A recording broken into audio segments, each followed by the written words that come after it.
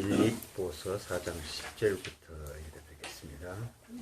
내가 주 안에서 크게 기뻐함은 너희가 나를 생각하는 것이 이제 싹이 나미니 너희가 또한 이를 위하여 생각을 하였으나 기회가 없었느니라. 내가 궁핍함으로 말하는 것이 아니라 어떠한 형편에든지 내가 자족하기를 배웠느니 내가 비천에 처할 줄도 알고 풍부에 처할 줄도 알아. 모든 일에 배부르며 배고픔과 풍부에 궁핍에도 일체의 비결을 배웠느니라. 내게 능력 주시는 자 안에서 내가 모든 것을 할 수 있느니라. 그러나 너희가 내 괴로움에 참여하였으니 잘하였도다. 빌립보 사람들아, 너희도 알거니와 복음의 시초에 내가 마케도니아를 떠날 때 주고받는 내 일에 참여한 교회가 너희 외에는 아무도 없었느니라. 데살로니가 있을 때 너희가 한두 번 나의 쓸 것을 보냈도다. 내가 선물을 구함이 아니요 오직 너희에게 유익하도록 과실이 번성하기를 구하리라. 내게는 모든 것이 곧 풍부한지라 에바브로디로 편에 너희에 준 것을 받음으로 내가 풍족하니 이는 받으실 만한 향기로운 제물이요 하나님을 기쁘시게 한 것이라. 나의 하나님이 그리스도 예수 안에서 영광 가운데 그 풍성한 대로 너희 모든 쓸 것을 채우시리라. 하나님 곧 우리 아버지께 세세 무궁토록 영광을 돌릴지어다. 아멘. 오늘은 풍성한 열매라고 하는 제목입니다. 그리스도를 얻고 그 안에서 발견되고 또 그를 따르고 또 그와 함께 멍에를 메고 또 그에게 본바대로 배우고 본을 따르는 이 모든 결과는 열매가 풍성히 열리자는 것이죠. 향기로운 제물을 하나님께 드린다. 그런 말씀을 나옵니다. 그러니까 이스라엘 백성이 가나안 땅에 처음 가서 첫 열매를 하나님께 드렸죠. 이것은 향기로운 제물의 상징이었습니다. 하나님이 얼마나 오랫동안 기다렸겠어요. 40년 동안을 기다렸는데 비로소 그 향기로운 제물이 나왔다는 것입니다. 그 땅에 솟은 그것은 오늘날 그리스도의 상징입니다. 나는 포도나무에게 너희는 가지고 내 아버지는 농부다 이렇게 말씀을 했는데 어제 일요일 말씀도 하나님이 많이 있지만 그 하나님이 아니고 우리 주 예수 그리스도 아버지 하나님입니다. 또 열매를 봐서는 그 농부의 아버지다. 그분 자신이 농부이고 또 항상 열매를 구하시려고 하는 그 목적이 있는 농사꾼이다 이 말이죠. 농부들은 1년 내내 정말 엄청나게 땀 흘려 일합니다. 오직 한 가지 목표를 위해서 풍성한 열매를 수확하기 위해서 그래서 1년 내내 그렇게 땀 흘려 일하는데 역시 복음을 전하는 것도 마찬가지죠. 끝에 가서 아름다운 열매가 맺히기를 원하죠. 그 아름다운 열매는 다른 데서는 무슨 일이 될 수도 있고 뭐 여러 가지가 될 수 있는데 우리 교회는 오직 사람과 인격 그것만이 참 열매다 이렇게 얘기하고 있잖아요. 구약에서는 제물을 드렸지만은 신약에서는 우리 자신을 드립니다. 그러니까 이것이 참 열매죠. 하나님은 모든 걸 창조했지만은 그 목표를 주지 않았어요. 위임을 주지 않았어요. 그런데 사람에게는 딱 목표를 줬잖아요.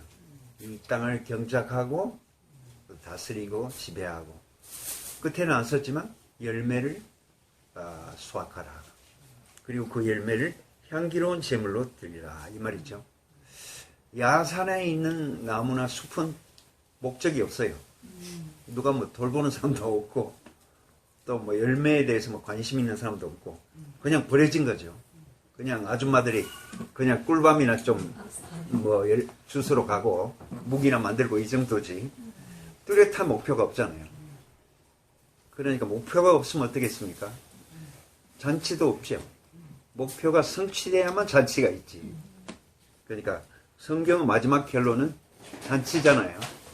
그러니까 혼인잔치로 성경이 결론이 맺는 거 보면 아주 풍성한 열매를 얻었다. 풍년이 들었다. 하나님 농사가 드디어 성공했다. 그거 아닙니까? 그래야만 온 우주가 즐거워하죠. 그리고 우리도 즐겁죠. 우리 인생에 의미가 있죠. 그러니까 농부가 풍년을 맞이하는 것보다 더 이 세상에서 더 즐거운 게 없어요. 그거는 다른 즐거움과 다른 근원적인 즐거움이다. 본질적인 즐거움이다. 이런 말씀입니다. 그러니까 동산을 지키고 경작하고 다스리는 것은 결국 하나님이 받으실 만한 좋은 열매가 나와야 된다. 열매가 잘못한 거는 나쁜 열매가 맺을 수도 있어요. 그 농부가 원하는 게 아닌 아주 안 좋은 열매가 맺을 수도 있습니다. 그러니까 우리 인성 안에서 하나님이 농사 짓기 때문에 그 농사를 지어서 열매가 뭐가 나와야 되냐면 그리스도의 성품이 나와야 돼. 그래야만 이제 성공작입니다. 인생 자체만 해도 사실은 하나님의 걸작품이에요. 모든 창조의 끝에 사람을 만들었으니까 얼마나 걸작품이겠어요. 최종적인 걸작품이라. 사람만 봐도 기가 막혀요. 우리가 이제 단풍만 봐도 막 감동이 되는데 사람 아름다운 사람을 보면 막 기가 막혀요. 감동이 아니라 입체적인 감동이죠. 근데 거기다가 또 속에서 그리스도까지 생산하면 왜 되겠습니까? 하나님도 까무러치지요. 그러니까 하나님도 상사병 걸린다니까요.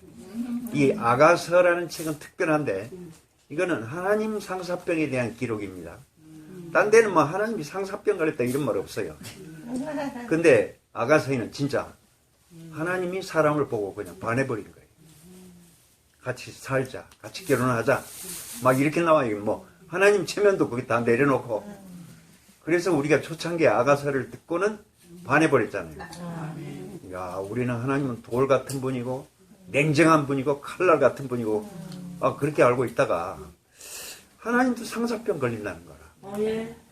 이야, 내만 상사병 걸린 줄 알았는데 하나님에게도 연약한 점이 있네. 그러니까 접붙여지지. 사람이 그 사람에게서 연약한 점이 안 보이면 그 사람과 관계가 안 돼요, 사실은. 자기의 약점과 자기의 수치와 자기의 낮은 점이 보여야만 서로 마음이 흘러가지. 전부 높으면 물이 흘러가겠어요? 안 흘러갑니다. 안 흘러갑니다. 목사들이 다 목에 기부사하고 있으면 목사한테 마음이 흘러갑니까? 안 흘러갑니다. 억지로 율법적으로 격리만 할 뿐이지. 마음이 낮은 데를 자꾸 표현해 주니까 우리 목사님한테는 우리가 마음이 저절로 아무리 안 흘러가려고 막아도 안 돼. 물 넘어가 버리거든요. 그러니까 참 신기한 비밀이죠. 세상에는 강한 것만 좋고 높은 것만 좋은 줄 알았는데 낮은 게 좋고 연약한 게 좋다. 그런 말은 또 우리 교회 와서 처음 들어봤잖아요. 그러니까 그건 자신이 있는 거라 우리는. 연약한 자가 막 아주 복을 받는다. 그럼 이러면 자신 있죠? 낮은 자가 자신이 복을 받는다. 그러면 자신 있죠? 근데 세상은 안 그렇다니까. 연약한 자가 복을 받는다 하면 에이 창피하게 나 그런 복 안 받거든. 강한 자 아니고 약한 자가 복을 받는다. 낮은 자가 복을 받는다. 그럼 나 창피해서 나 그거 안 하란다. 그러니까 예수하고 접붙여질 수가 없죠. 그런 사람 예수 믿어도 도로 바벨로 가버려요. 높은 데로. 바벨은 높아지려는 것이고 새 예루살렘은 낮아지려고 하는 것입니다. 높아지면 굵어지고 낮아지면 가늘어지고 입자가 가늘어지고 부드러워집니다. 그러니까 하나님의 기름 안 부을 수가 있어요? 고운 가루인데 그리고 물이 안 흘러갈 수 있어요? 낮은 깊은 골짜기인데 물은 골짜기로 흐르고 기름은 고운 가루에 뿌려진다. 이거 비밀입니다. 세상에서는 듣기 싫어하는 말이에요. 우리는 근데 왜 그렇게 달콤하게 들립니까? 신기합니다. 그러니까 이 환경이라고 하는 것이 아주 우리에게 부정적일 수도 있죠. 막 바람이 불고 폭풍이 쳐도 이상하게 돛담배는 바람이 불어야 갈 수 있지. 바람이 안 불면 못 가요. 마찬가지로 우리는 환경을 통해서 연단을 받고 아름다운 게 생산이 돼요. 이상하게.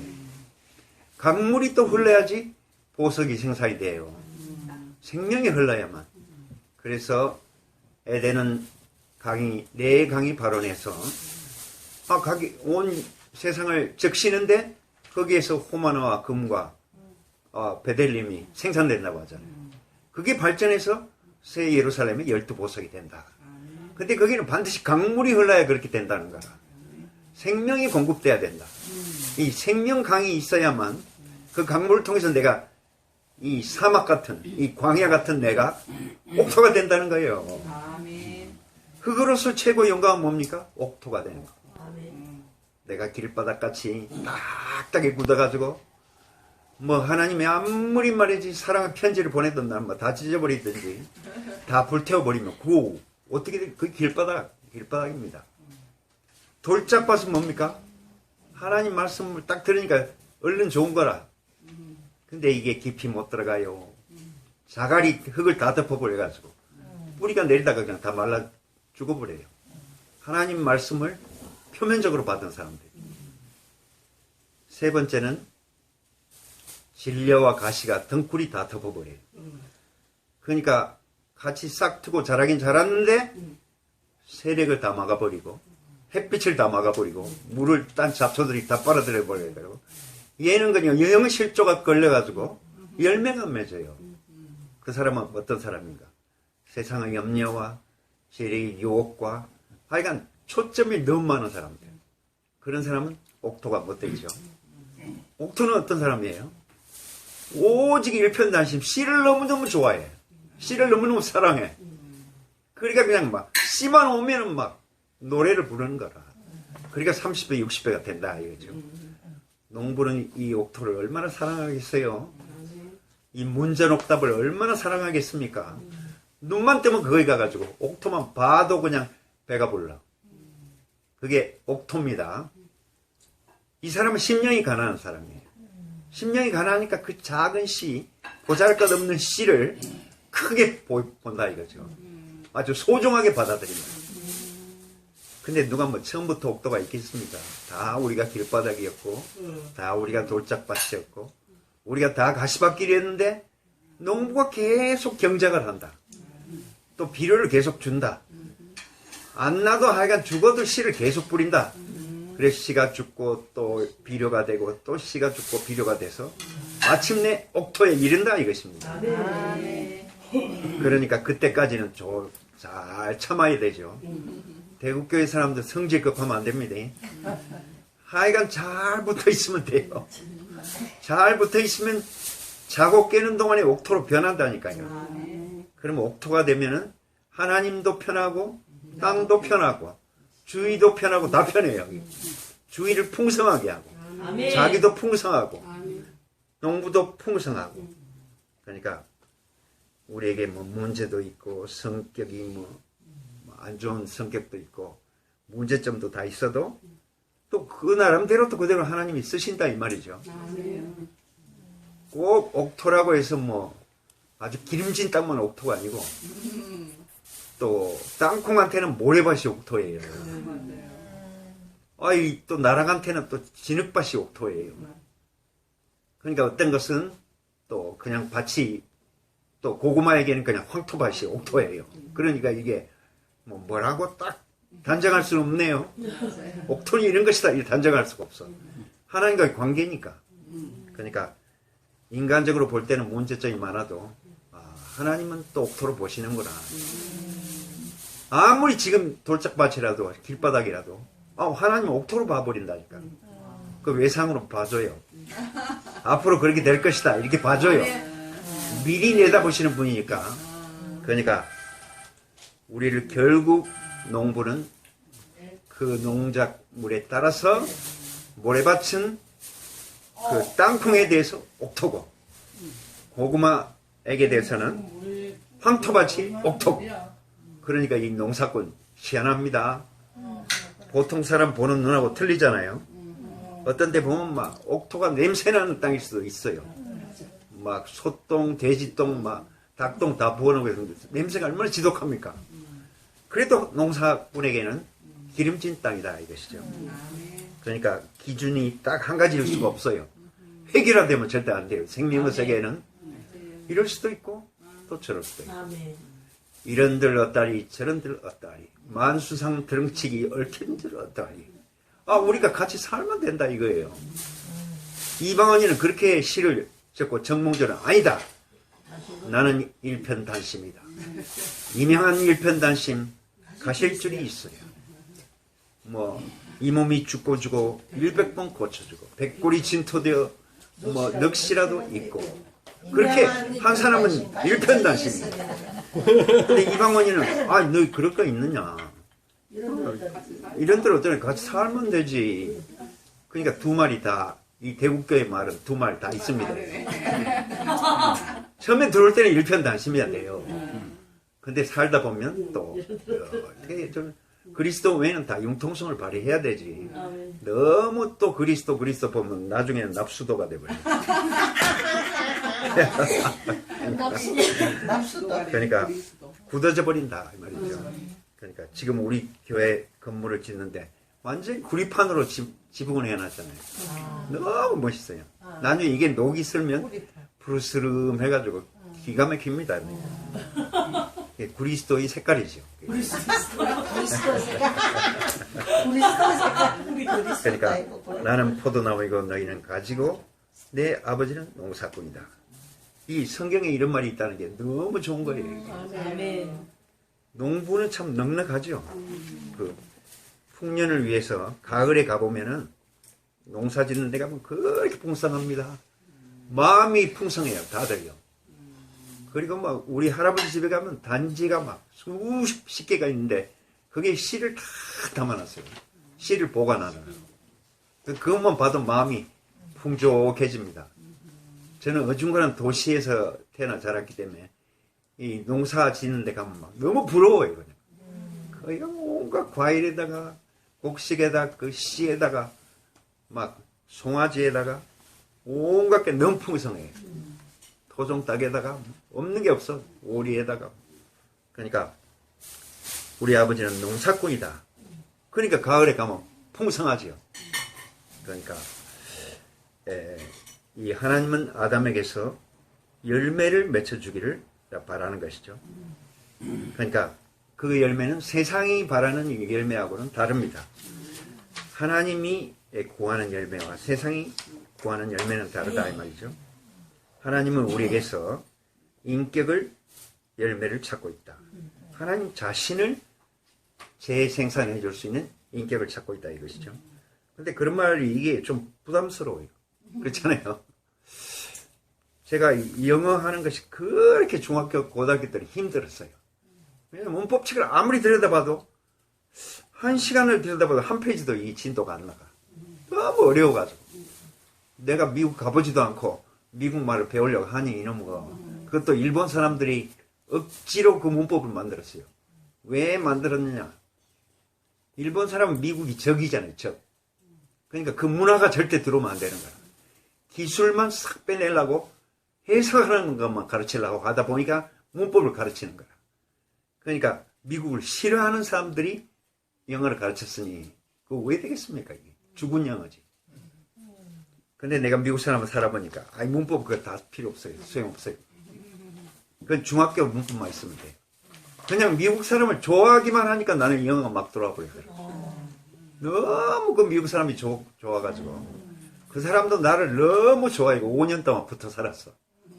얼마나 좋아했냐면 사람들이 쟤들 혹시 동성연애 하는 거 아니냐 이럴 정도로 그 교수님을 좋아해가지고 5년간 붙어 사니까 어떻게 되냐, 영어가 저절로 막 들어와 버려요.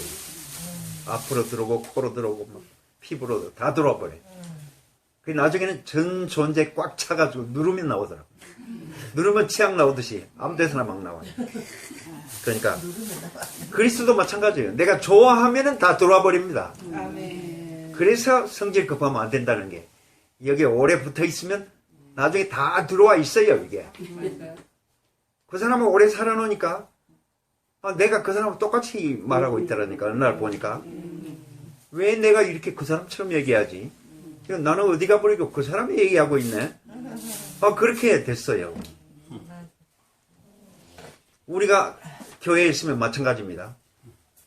내가 막 목사님을 너무 좋아하고 막 사모하고 막 꿈도 꾸고 이러다 보면 내가 목사님과 똑같이 얘기하고 있어. 어느 날 보면 내가 왜 이래 얘기하고 있지? 내가 또 똑같이 살고 있는 거라. 왜냐면 너무 사랑하니까. 너무 좋아하면은 들어와 버려요. 나도 모르게 무의식의 세계까지 들어와 버려요. 의식의 세계에도 깊지만 무의식의 세계는 더 깊습니다. 거기까지 들어와 버려요. 그러니까 내가 안 하려고 해도 안 됩니다. 브레이크 고장나 버려요. 막 달려갑니다, 이게. 그러니까 무의식의 세계까지 생명의 뿌리까지 들어와 버리기 위해서는 같이 살아야 되죠. 아멘. 그래서 같이 살자 그랬잖아요. 동산에 와서 같이 살자. 처음부터 그랬어요. 근데 나는 싫습니다. 당신이 어쩐지 그 농사꾼 되기는 싫습니다. 나는 가가지고 막 비즈니스를 해가 크게 막 공장을 차리고 싶습니다. 이렇게 나가버린 거예요. 이 선악과는 공장입니다. 공장. 근데 생명과는 농장이다 이거죠. 그러니까 공장과 농장가 얼마나 틀립니까? 공장은 사람을 기계 부속으로 취급해버려요. 그게 사람을 전부 점수로 매겨버리고 부속품 조금 달구면 그냥 가로채버리죠. 근데 농사는 안 그렇습니다. 다 씁니다. 썩은 것까지 다 그 비료로 퇴비로 다 씁니다. 그러니까 서로 자연순환하게 만드는 것이죠. 그러니까 농사만 지으면 크게 뭐 지식도 필요 없어요.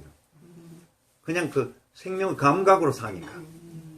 그러니까 대구교회는 생명의 감각으로 사는 곳입니다. 지식으로 되는 세계는 아니에요. 그러니까 우리가 하나님이 원하시는 찾으시는 그 향기로운 열매가 된다는 게 얼마나 감사합니까? 그러니까 이 농장은 하나님께 향기로운 열매를 드리는 것이 가장 행복이에요. 우리가 그러려고 창조됐잖아요. 하나님이 만족해 하시는 그 그리스도 열매. 그것이 우리를 통해서 들어온다는 게 참 너무 감사하고 그것도 억지로 되는 게 아니고 너무 자연스럽고 아름답게 순리로 되어진다는 것이 얼마나 감사합니까? 할렐루야. 그러니까 그 사람의 열매를 보면 그 사람 자신을 알 수 있잖아요. 감나무의 감을 보면 감나무를 알 수 있잖아요. 겉에는 뭐 형편없게 생겼는데 어떻게 저런 좋은 열매가 맺노? 왜 좋은 열매가 맺냐면 속에 수관에 아름다운 물이 흐르고 있기 때문에 그렇게 열리는 거예요. 겉에는 형편없어도 속에는 달콤한 물이 흐르고 있다 이것입니다. 우리는 뭐 형편없어도 우리 속에 그리스도 물이 흐르고 있어요 지금.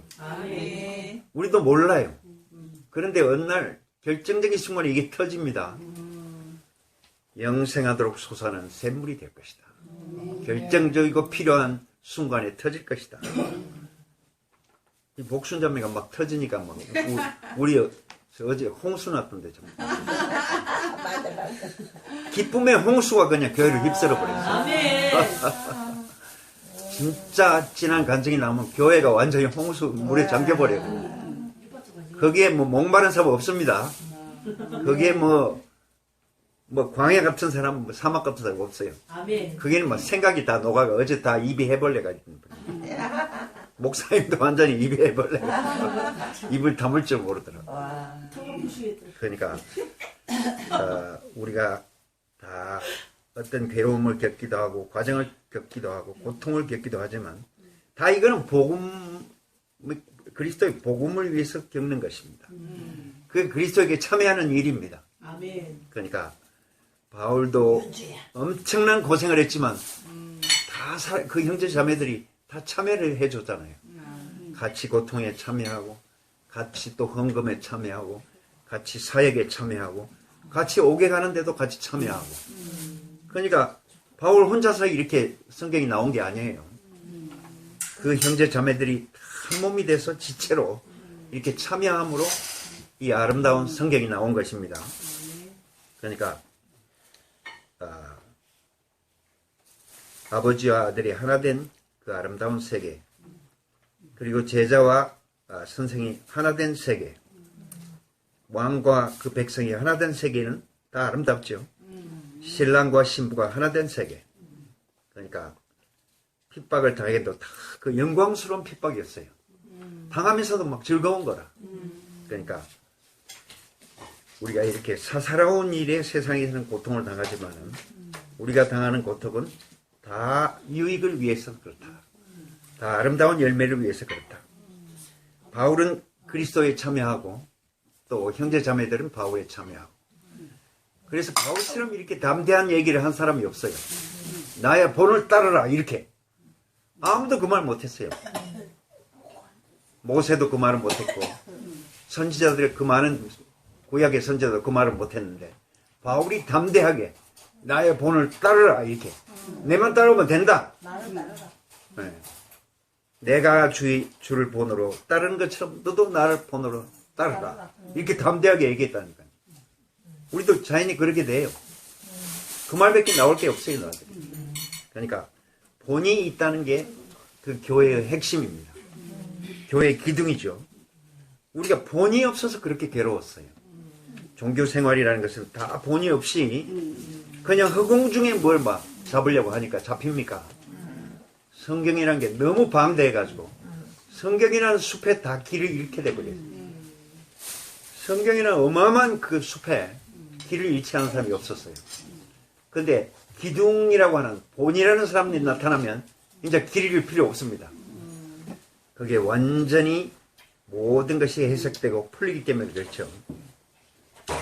그러니까 선악과를 먹고 서로 불평하고 판단하고 시비하고 서로 자고해지던 이 아담의 세계에서 이 십자가는 자동적으로 이제 주님을 만족해 하는 길로 갔다는 것이 노선이 바뀌었다는 게 얼마나 감사합니까? 우리는 노선을 잘못했게가 사탄을 기쁘게 하고 있었어요. 바로를 기쁘게 하고 있었어요.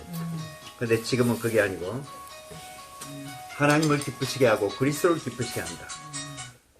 그러니까 생명나무를 먹고 하나님의 성품을 받아서 그분이 우리의 생명이 되고 씨가 됐다는 것은 너무 감사한 일이죠. 예, 아담의 열매는 하여간 맺혔다 하면 돌감나무예요. 떫어서 못 먹어요. 근데 그리스도 안에 오니까 맺혔다면 단감나무가 맺혔네요.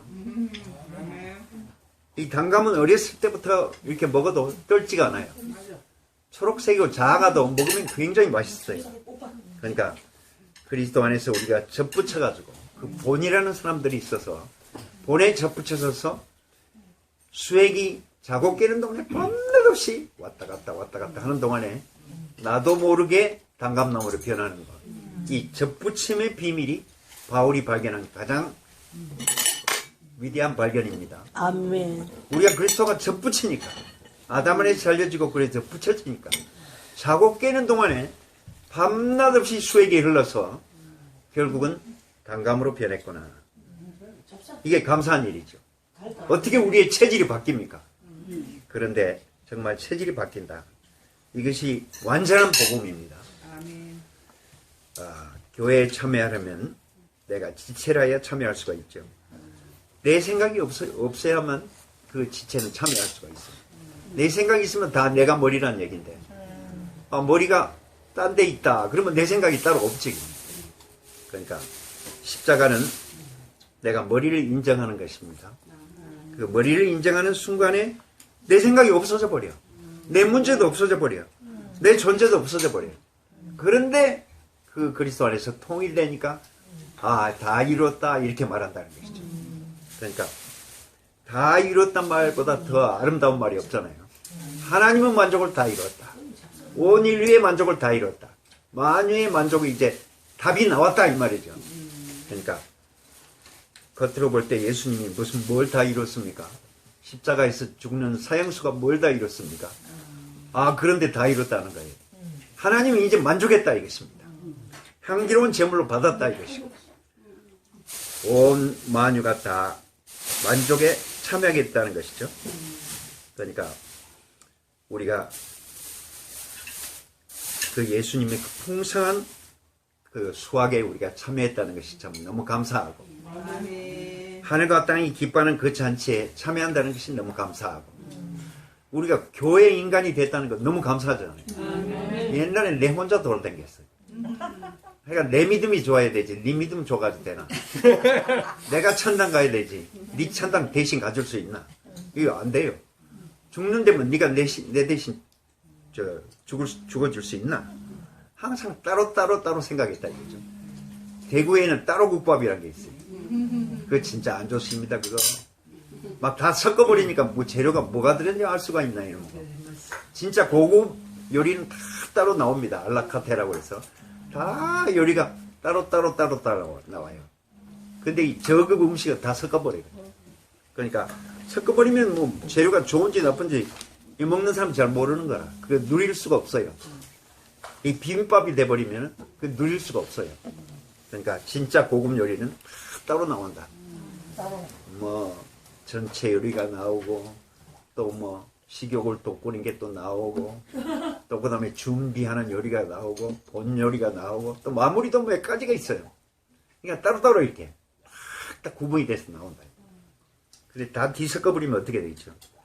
그럼 뭐 이게 뭐가 뭔지 이게 무슨 맛을 즐겨야 되는 건지 모르게 돼버린 거예요.